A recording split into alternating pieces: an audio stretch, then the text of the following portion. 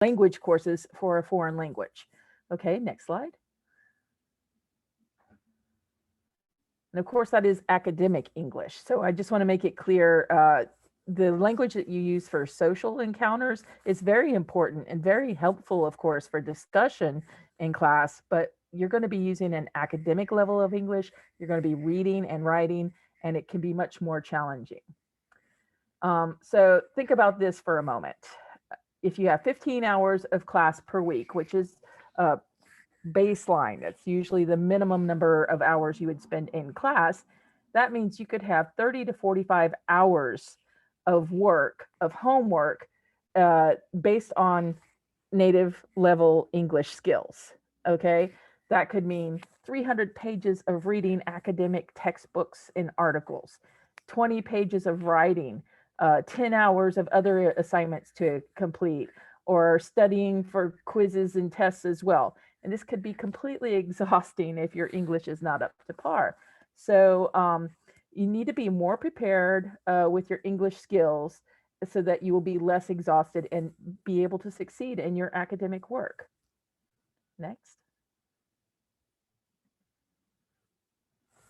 So that is why many universities and colleges and even community colleges offer intensive English programs. Now, they might have different names. They might be called English Language Institute or Intensive English Program, or they might use another name for it. But they basically are the same idea. They are providing English instruction, English support for students who do not speak English as their native language. So it's an academic English program with a full course load of language and culture courses that you can take before you go into your degree, or you might have support courses as well while you're taking your degree. They offer it at all levels. So there are programs that you can go into if you have no English skills whatsoever, if you have intermediate skills or advanced skills. The program will incorporate academic, social, and professional language into the courses that they teach you. Okay, next slide, please. So who studies there? Basically, students and professionals from all over the world.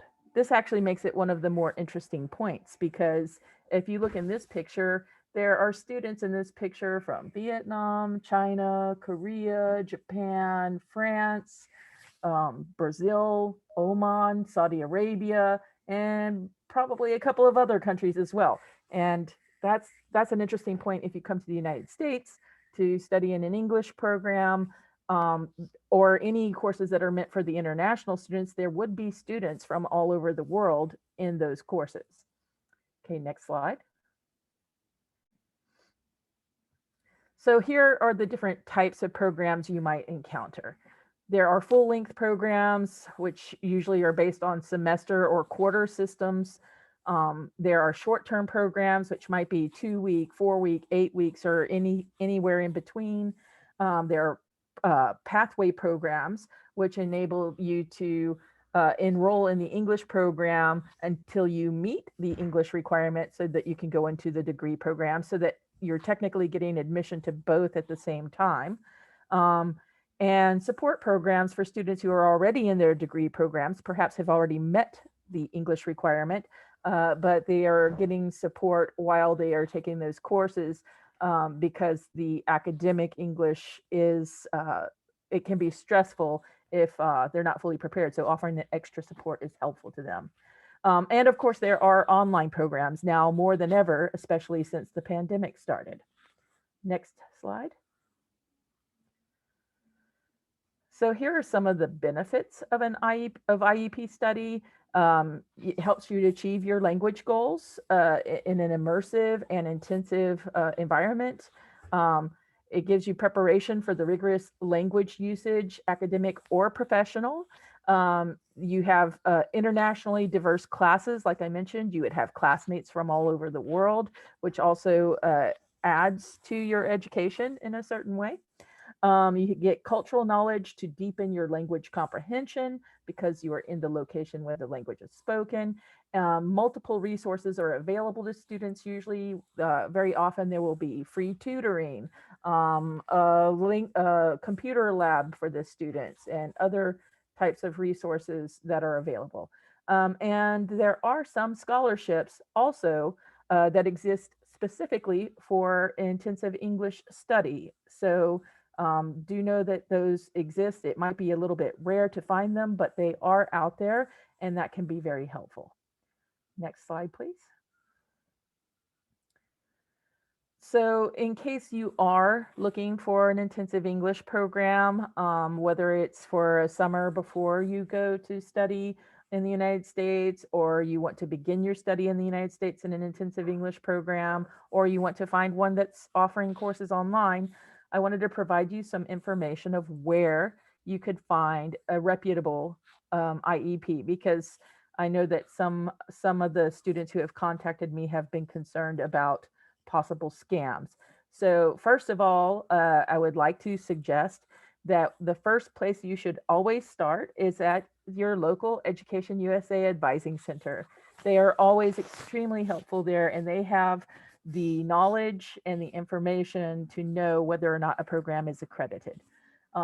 There are also professional organizations for English programs, and I've given you a couple of links here, such as USEEP, which is the University and College Intensive English Programs organization, and English USA, which would also include standalone language programs.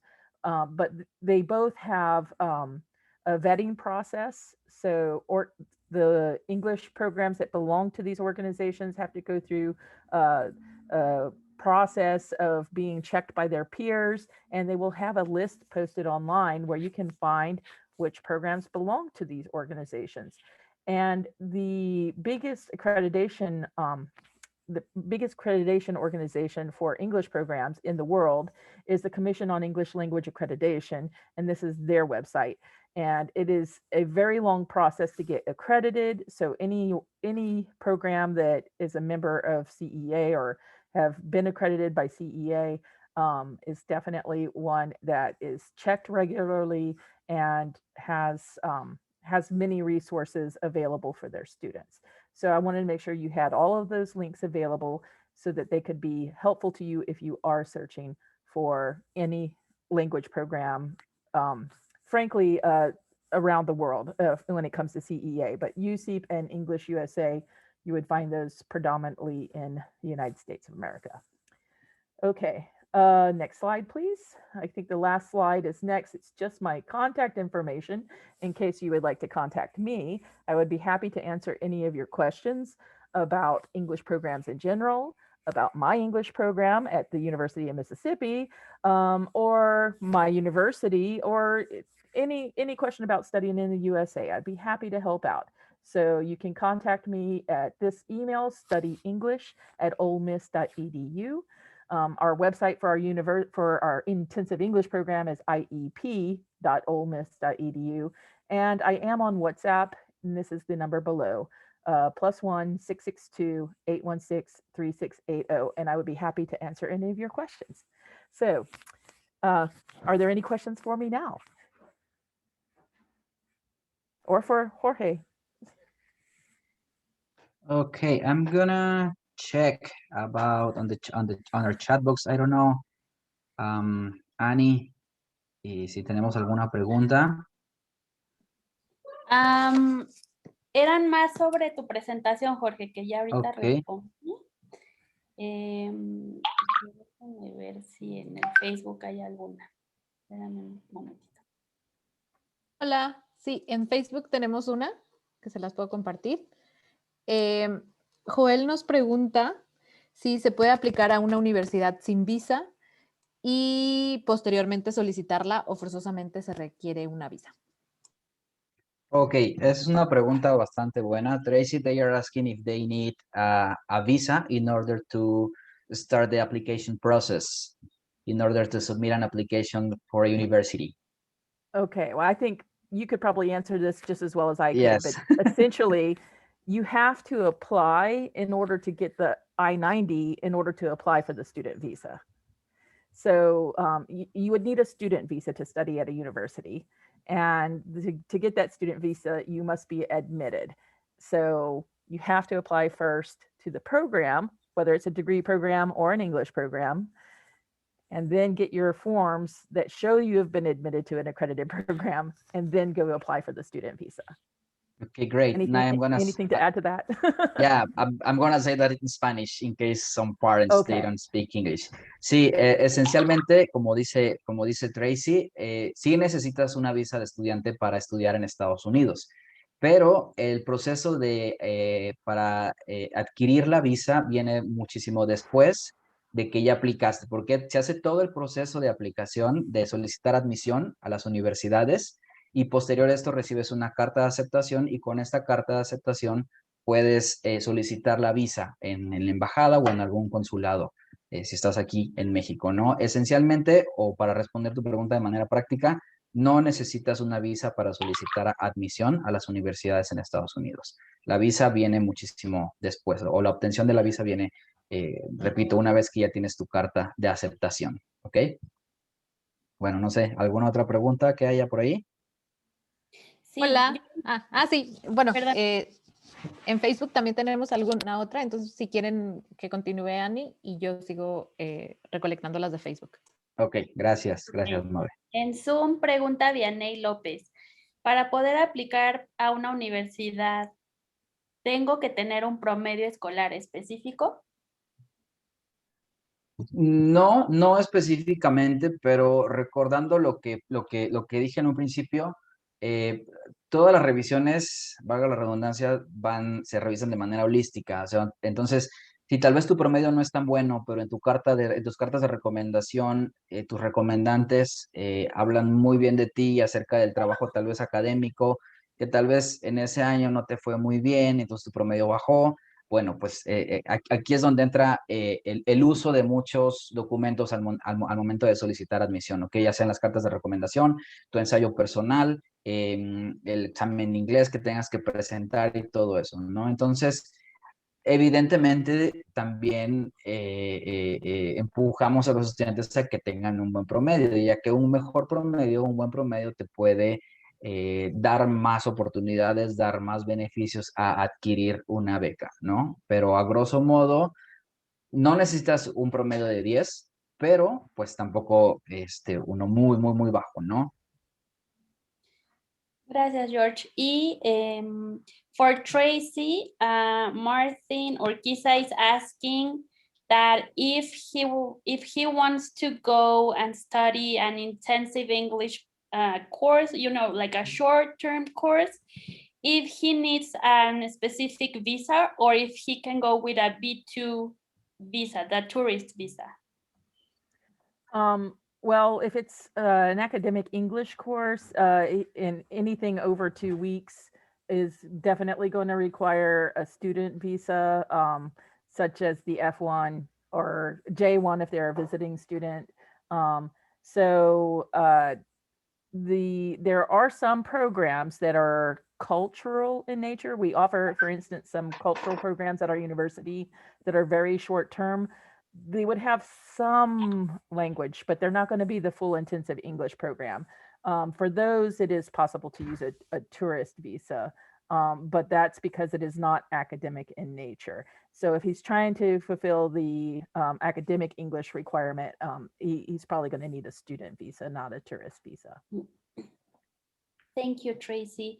Para Jorge, pregunta Saraí Acevedo si por ahora, por la pandemia, pues ha estado yendo a la escuela en línea. Entonces, como a quién más podría pedirle cartas de recomendación porque pues no ha tenido realmente contacto, ¿no?, con los profesores, entonces se le complica un poco. Ok, mucho de lo que personalmente yo como asesor hago con los estudiantes que asesoro es siempre tratar de inculcar este trabajo extracurricular, fuera de la escuela, porque para no solamente depender de esto. Entonces, algo que comenté, tal vez, no sé, yo lo hago muy, muy básico tal vez, pero si ayudas en algo en tu colonia, si ayudas no sé, en cualquier cosa extra que no tenga que ver con cosas académicas, esas personas te pueden ayudar. Ahora, en el caso de que solamente estés enfocado y no tengas otras actividades fuera de la escuela, yo creería que tal vez pudiste haber conectado con algún profesor, independientemente de estar físicamente en la escuela o estar de manera virtual. Entonces, yo creería que habría oportunidad tal vez de pedirles cartas de recomendación a ellos. Y recuerden, esto sí es bastante importante y siempre lo recalcamos, no tiene que ser el director de la preparatoria, no tiene que ser el dueño de la preparatoria, el rector, o sea, la persona más importante de la preparatoria, no tiene que ser esa persona a la que le pidan la carta de recomendación. ¿Por qué? Porque muchas veces esas personas no nos conocen. Entonces, es mejor pedírselas a un maestro, a un profesor con el que, independientemente de que nos hayamos llevado bien, que hayamos estado bien en su clase, que hayamos tenido buenas calificaciones, que tal vez él vio nuestro crecimiento, o vio, bueno, el crecimiento de ustedes académicamente. Si en una clase no entendieron, pero eventualmente con ayuda extra, con otro tipo de recursos, pudieron sobrepasar los obstáculos o las cosas negativas, por así decir, pues este profesor puede dar este tipo de cartas de recomendación, ¿no? Pero les repito, siempre es como que buscar, como pensar fuera de la caja, ¿no? O sea, no solamente los maestros. Si hago otras actividades, también esas cartas me pueden ayudar. Gracias, George. Y por último, de Vale, permíteme un segundito, de Vale Rodríguez, quiere saber si hay algún límite de edad para poder aplicar a la licenciatura o si es forzoso aplicar saliendo de la preparatoria. No, no hay ningún límite para poder aplicar. Muchos estudiantes lo que hacen en Estados Unidos, lo que hacen es salen de la prepa, muchos de ellos se van a trabajar por 1 o 2 años para realmente saber si lo que van a estudiar les gusta o no o les acaba convenciendo. Con esto no es mandatorio que acabando tu grado de preparatoria solicites admisión. Entonces, no tiene nada que ver en qué momento solicites admisión para licenciatura o ingeniería. Tal vez te puedes sentir desfasado si te esperas 3 años, entonces van a haber estudiantes más jóvenes que tú, pero de ahí en fuera no hay nada más. Entonces, igual le podemos preguntar a Tracy. Tracy, we had a question regarding if there's a limit on the ages to submit an application for an undergraduate degree. Absolutely not. No limits. It would be considered discrimination to limit the age for any study in an education system in the United States. Ok, bueno, pues está más clara la respuesta de Tracy que la mía. Your answer was clearer than mine. Y yo por ahora ya no tengo preguntas aquí en Zoom. Ok, no sé si tenemos algunas preguntas en Facebook. Mabe. Hola, sí, hola a todos. Sí, tenemos una pregunta interesante acerca de si se puede trabajar estando allá. So Tracy, I'm not sure who is going to answer this question, but Daniel is asking if he can work while he study in the US. I have an answer for that, Jorge. Yeah, great. Go ahead. With a student visa, any international student on a campus in the United States with a student visa is permitted to work on campus up to 20 hours per week during their study sessions, and a little bit more if it's during a break time, such as in the summertime or during winter break. But it has to be on campus because they are a student with a student visa. They're not allowed to go off campus to work. And many universities will have a wide variety of student jobs available on campus, but it is limited to 20 hours per week. Thank you. Okay, and that's Thank you, Tracy. Yeah, I think yeah, sorry, Jorge, you were going to say something. That's at University of Mississippi, right, Tracy? Actually, I think that's a general rule throughout the United Okay. States. If you have a student visa, the permission is to work on campus at the university where you are studying up to 20 hours per week. but some schools will have more student jobs available than others. So public universities tend to have a lot available. Ok, Student algo work. interesante que algo interesante que nos acaba de decir Tracy es de que esto es a nivel en casi todas las universidades. Sí se puede trabajar con una visa de estudiante. Obviamente los trabajos van a ser dentro de las mismas universidades. Algo interesante que dijo ahorita Tracy es que las universidades públicas tienden a tener más trabajos para estudiantes dentro de las universidades. Pero siempre recuerden estar al pendiente en este caso, a las universidades que soliciten admisión. Igual revisen este tipo de información. Hay universidades, lo legal para poder trabajar son hasta 20 horas en el calendario escolar, en temporada de clases, por así decir, y legalmente pueden trabajar hasta 40 horas en temporada de vacaciones, pero esto es a reserva de cada universidad, ¿no? Entonces, legalmente sí se puede, pero siempre revisen los parámetros que las universidades tienen, ¿ok? I mean, just some examples, like working in the library is a popular one with some of our international students, or working in the fitness center on campus. Great, Just some great, yeah. examples. Sí, algunos trabajos, ejemplos que tienen, que manejan en la Universidad de Tracy es trabajar en la biblioteca o trabajar en los gimnasios de su universidad, ¿no? Es un trabajo muy popular para estudiantes internacionales. Thank you, Tracy. Thank No you sé si hay both. alguna otra pregunta. Thank you both. ¿Vale? And we have one more questions regarding the online programs. Like if you can mention some benefits of the online English programs. I mean, a girl is asking that besides that you don't have to pay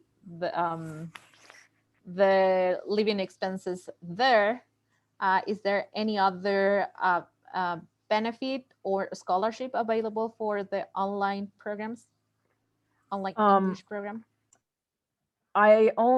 I know there are quite a few online options available since the pandemic started. I know my program just started having these online short courses. They're usually a much shorter time span.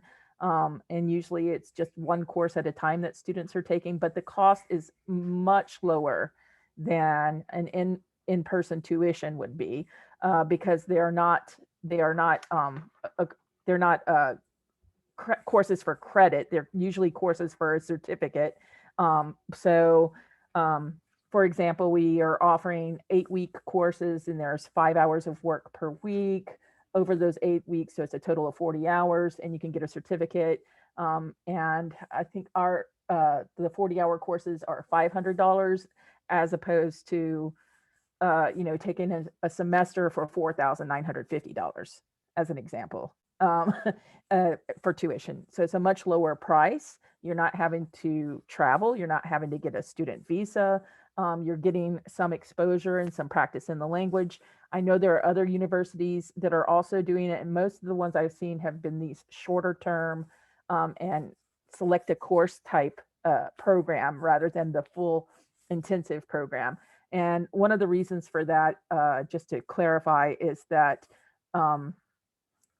we thought about teaching our courses online. In fact, we had to teach courses online when we first had the lockdown with the pandemic.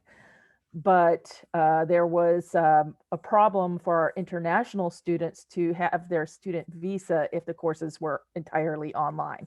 So we're not offering our full programs online normally, but we do have some courses that are available, and they're usually designed to assist students, usually at the let's say A2 level and up, if you're looking at CEFR levels, or let's call it low intermediate level and up, to practice their English while they're getting ready to come study in the States, or just because they want to practice their English maybe. I hope I answered the question well. The cost is significantly less.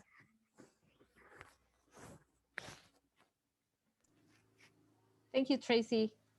And I see a lot of questions, but I think we are running out of time, and most of the questions can be answer if you watch the recording of this session. And also, please remember that either on Zoom or Facebook, we have shared the link where you can find your closest Education USA Advice Center, and you can get one-on-one sessions so you can answer all your inquiries with an Education USA advisor. That's all. That's it, I think. Ok, sí, muchas gracias, Mabe. Ahora lo voy a decir en español también, ¿no? Tenemos más preguntas en Facebook, pero igual las vamos a ir respondiendo ahí. Ya se nos está acabando el tiempo. Pero recuerden, también pusimos en el chat de aquí de Zoom la liga para encontrar su centro de asesoría más cercano. De todas formas, si gustan ver esta presentación nuevamente, vamos a subirla en el Facebook completamente, y en YouTube estará solo la presentación de Tracy. De todas formas, nos pueden escribir, nos pueden buscar en redes sociales, Education USA México, y pues de ahí nos pueden rastrear directamente, ¿no? Entonces, muchas gracias a todos los que se conectaron en esta sesión. Esperamos que si no, tal vez si no en un 100% respondimos sus dudas, tengan más dudas, pero la intención sea resolver estas dudas, ¿no? Entonces, muchas gracias por estar esta tarde con nosotros, por tomarse el tiempo. Tracy, thank you very much for being here with us today. We really appreciate your help, and thank you very much for all the input that you have given us. Thank you very much, and thank you very much to my peers, Ana del Arenal, which is Education USA Advisor in Pachuca, and my peer, Mabel Martinez, which is an Education USA Advisor in Guadalajara. Thank you very much for inviting me to be here as well. So thanks a lot. And this last slide is our contact information. I kind of forget about that. So yeah, so esta última diapositiva están nuestros datos de contacto, entonces nos pueden rastrear por ahí también. Y pues bueno, muchísimas gracias por estar en esta tarde con nosotros hoy. Muchas gracias. And Tracy, thanks a lot again. My pleasure. Thank you. Y un último anuncio de última hora, no se olviden que mañana y pasado mañana vamos a seguir teniendo eventos. Mañana, si hay alguien interesado en estudiar una licenciatura en psicología en los Estados Unidos, vamos a tener un panel de expertos que nos va a hablar un poco sobre las diferentes ramas que pueden estudiar ahí, los apoyos financieros, los campos de trabajo. Entonces, les vamos a dejar los links aquí en el chat, los links de registro. Y si alguien está interesado, pues también los invitamos el día de mañana a que nos visiten. Y digo, la sesión de posgrado será el día jueves. Gracias y disculpe por la interrupción. Ok. Sí, nos vemos.